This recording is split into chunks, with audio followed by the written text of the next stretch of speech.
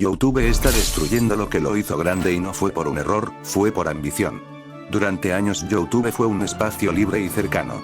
Pero cuando empezó a crecer como nunca antes, el dinero tomó el control y la comunidad dejó de ser prioridad. Las reglas se endurecieron, los anuncios se volvieron más agresivos y la inteligencia artificial empezó a decidirlo todo. Por eso hoy verás cómo YouTube ha arruinado su reputación.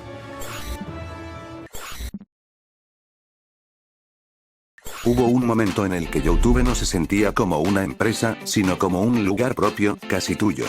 Para muchísima gente en Latinoamérica y España, YouTube no fue solo una página web, fue una etapa de la vida, incluso parte de su infancia. Entrabas no porque el algoritmo te empujara a algo, sino porque querías ver a alguien en específico. Llegabas por el Rubius, te quedabas por Willy Rex, descubrías a Vegeta 777, te reías con Fernanfloo, y nada de eso era casualidad. Entre 2012 y 2017, YouTube vivió su época dorada porque todavía no estaba diseñado para venderte algo, sino para conectar y entretener de verdad. Los creadores hablaban como personas normales, no como marcas ni como productos optimizados. No había obsesión por la retención ni miedo constante a perder audiencia en 5 segundos. Subías lo que querías, aunque no tuviera muchas vistas.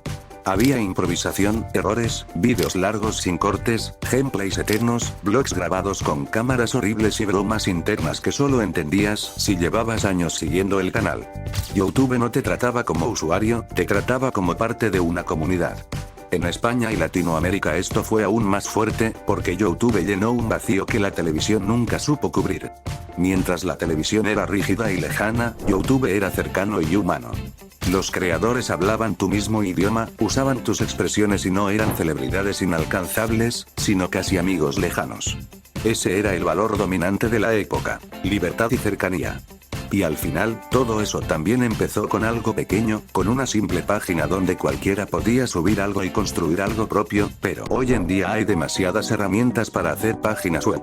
Unas son súper limitadas, otras te prometen hacerlo todo con IA, pero cuando entras, es un caos, no entiendes nada o te piden pagar por todo. Y por eso quería hablarles de Odoo. Odoo tiene una herramienta para crear páginas y tiendas online que, honestamente, es de las más fáciles que he probado. No necesitas saber código, configuraciones raras ni pelearte con la IA para que entienda lo que quieres. Miren, yo literalmente voy a crear una página desde cero. Pongo que quiero una tienda online de dropshipping, agrego varios productos y listo. La tienda se va a llamar Percival Shop. Desde ahí puedo mover todo arrastrando y soltando. Productos, textos, imágenes, botones, todo. Y si quiero agregar funciones más avanzadas, como pagos o secciones extra, también puedo hacerlo sin complicarme. Además, algo clave: Odoo incluye hosting, soporte y un dominio gratis por un año, así que no tienes que preocuparte por nada técnico. En minutos tienes una web funcional, profesional y que se ve bien tanto en PC como en celular. Así que si estabas pensando en crear páginas o tiendas online sin sufrir en el intento, te dejo el link de Odoo en la descripción para que lo pruebes. Pero ese modelo tenía un problema enorme: no era predecible. Y lo impredecible no funciona cuando entra el dinero. YouTube empezó a crecer, llegaron más usuarios, más países y más empresas, y con ellas las grandes marcas que querían anunciar cada vez más. El cambio no fue inmediato, fue lento y casi imperceptible. Primero la monetización selectiva, luego las desmonetizaciones por palabras, las políticas ambiguas, el copyright y finalmente los strikes automáticos. Todo se justificaba como seguridad, pero en la práctica ocurrió algo inevitable. El creador dejó de ser lo importante y el anunciante pasó a mandar. Los creadores empezaron a cambiar sin notarlo. Se midieron, se censuraron, pensaron 2 veces cada palabra. Aún así, muchos aguantaron, porque YouTube seguía siendo el centro de todo, donde estaban sus comunidades y años de trabajo. Y ese fue el verdadero inicio del declive. No cuando bajaron las visitas ni cuando llegaron los anuncios largos, sino cuando YouTube dejó de sentirse como YouTube. Y aunque parezca irónico, todo esto solo fue el comienzo del problema real.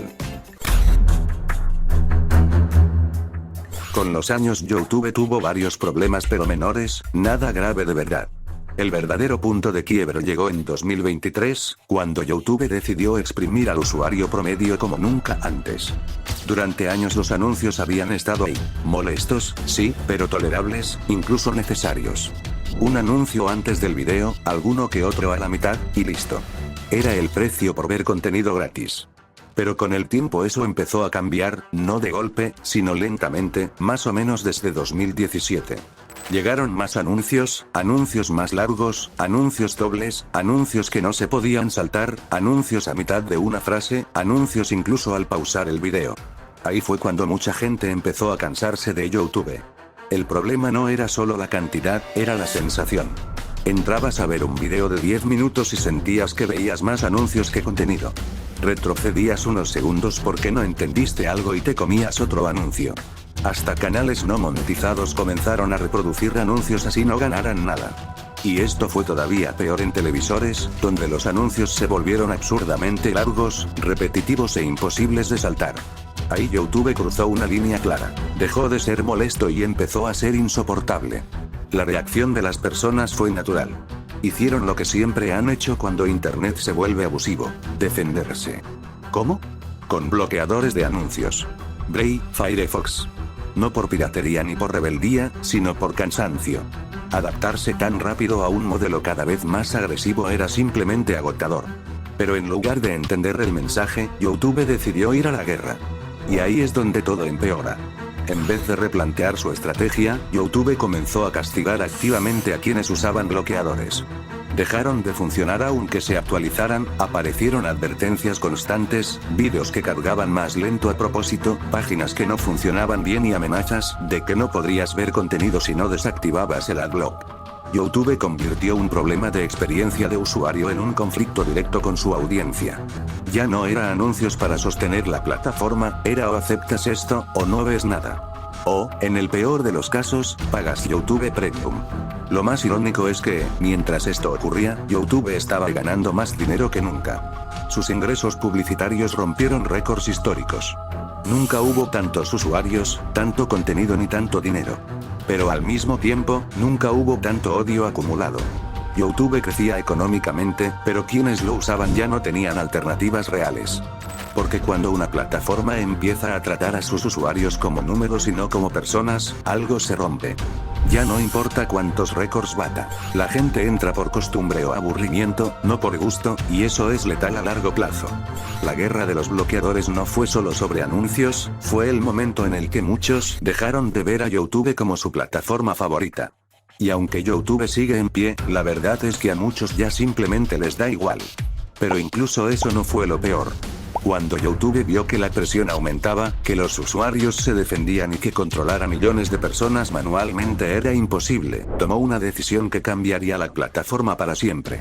Una decisión que no solo afectaría a los usuarios, sino también a los creadores. Y ahí es donde entra el siguiente capítulo de esta historia: la inteligencia artificial y los shorts. Después de la guerra de los bloqueadores, YouTube se encontró con un problema enorme. Ya no era solo el dinero, era la escala. Demasiados usuarios, demasiados vídeos, demasiados creadores y demasiados conflictos. Contenido original, reciclado, robado y generado con IA. Revisar canales, apelaciones, anuncios, copyright y moderación de forma humana dejó de ser viable. Simplemente no daba. Y aunque YouTube ya usaba algoritmos desde hacía años, esta vez decidió ir mucho más lejos con la solución perfecta desde el punto de vista de cualquier CEO: la inteligencia artificial. La IA no se cansa, no cobra sueldo, no cuestiona decisiones y puede operar a una escala absurda. Para YouTube era eficiencia pura. El problema es que lo que es eficiente para una empresa no siempre es justo para las personas. Al principio la IA parecía algo menor, casi invisible. Mejores recomendaciones, detección automática de copyright, procesos de monetización más rápidos. Todo sonaba bien. Pero poco a poco empezó a tomar decisiones cada vez más importantes. Decisiones que antes tomaba una persona ahora las tomaba un sistema automático que no entiende contexto, ironía ni matices. Y ahí comenzaron los problemas reales. Vídeos desmonetizados por palabras fuera de contexto, strikes por errores mínimos, canales eliminados por supuestas vinculaciones absurdas y apelaciones que recibían respuestas automáticas, frías y genéricas, como si nadie estuviera escuchando. Lo más frustrante no era solo el error, era la impotencia. Para la IA, eliminar un canal es un proceso más. Para un creador, es perder años de trabajo, su comunidad y, en muchos casos, su principal fuente de ingresos. La mayoría de estos casos nunca se resuelven, no porque estén bien sancionados, sino porque no se hacen virales o porque a YouTube simplemente no le importas. Los pocos que recuperan sus canales lo hacen cuando generan suficiente ruido fuera de la plataforma. El mensaje es claro: si no eres grande o visible, no existes. Pero la IA no llegó sola. Llegó junto a otro cambio que antes casi nadie tomaba en serio: los shorts. Cuando YouTube los lanzó, muchos los vieron como una copia barata de TikTok. Los creadores de contenido largo los ignoraban y el público no los consumía tanto. Pero con la explosión de la IA, todo cambió. Los shorts se volvieron el formato perfecto. Vídeos cortos, repetitivos, fáciles de producir en masa e ideales para automatizar. Ahí entraron los canales automatizados y los gurús del dinero fácil. Voces sintéticas, clips reciclados, subtítulos automáticos, historias sin verificar. Shorts empujados sin parar por el algoritmo. YouTube empezó a llenarse de contenido sin rostro, sin identidad y sin alma, pero extremadamente rentable en métricas. No importaba quién lo hacía ni cómo, importaba cuánto retenía. Y YouTube no solo lo permitió, lo incentivó, porque mantener a la gente scrolleando es oro puro. El problema es que ese mismo sistema empezó a castigar al contenido humano. Creadores reales vieron cómo sus vídeos largos perdían alcance mientras canales automatizados crecían sin control. La plataforma empezó a priorizar cantidad sobre calidad, velocidad sobre creatividad. El resultado fue una saturación brutal de contenido rápido, desechable y cada vez más parecido entre sí, donde destacar siendo auténtico se volvió más difícil que nunca. Y por si fuera poco, la IA también empezó a vigilar a los usuarios. Sistemas de estimación de edad, restricciones automáticas y verificación forzada. Ya no importa cuántos años lleves en la plataforma. La IA analiza qué ves, cuánto tiempo lo ves y qué buscas, y decide quién cree que eres. Si se equivoca, la solución no es sencilla: documentos personales o datos bancarios para demostrar que no eres quien el sistema decidió que eres. Aquí es donde mucha gente empezó a sentirse realmente incómoda. Porque YouTube dejó de ser solo una plataforma con anuncios y pasó a ser una plataforma que observa, clasifica y decide qué puedes ver. Todo bajo la palabra protección. Protección de menores, de anunciantes, de la comunidad. Todo menos protección del usuario promedio o del creador. Al mismo tiempo, la IA se metió directamente en el contenido. Traducciones automáticas sin consentimiento, mejoras forzadas de imagen y sonido, resúmenes que reemplazan la experiencia de ver un video completo y le quitan valor al trabajo humano. YouTube empezó a tratar el contenido como datos a optimizar, no como expresión. Y eso es irónico en una plataforma que nació con el lema Broadcast Yourself. Hoy ya no se trata de expresarte, se trata de encajar. De no molestar a la IA. Y sí, a estas alturas ya estamos hasta los cojones de la IA. Porque una plataforma puede sobrevivir a polémicas, odio y cambios. Lo que no suele sobrevivir es a perder la conexión con la gente que la hizo grande. Y aunque la IA puede ayudar, el problema no es la tecnología, es como YouTube la está usando. Y ahí queda la pregunta final. Con todo esto encima, ¿YouTube todavía puede salvarse o ya cruzó un punto de no retorno? Dado que su CEO ahora está 100% enfocado en la IA y los shorts. Con todo lo que hemos visto hasta ahora, la pregunta ya no es si YouTube es más grande que nunca, porque eso es un hecho. Rompe récords de usuarios, de horas vistas y de ingresos publicitarios, y domina el móvil, la televisión y prácticamente cualquier pantalla con conexión a Internet. La pregunta real es otra, mucho más incómoda. ¿De qué sirve crecer si en el proceso destruyes la relación con la gente que te hizo grande? Porque YouTube no está muriendo económicamente, pero sí está empezando a ser odiado o simplemente usado, y eso es mucho más peligroso a largo plazo. YouTube todavía podría salvarse, pero solo si acepta algo que parece no querer reconocer, que no es solo una empresa de anuncios ni una fábrica de contenido automatizado, es una plataforma cultural.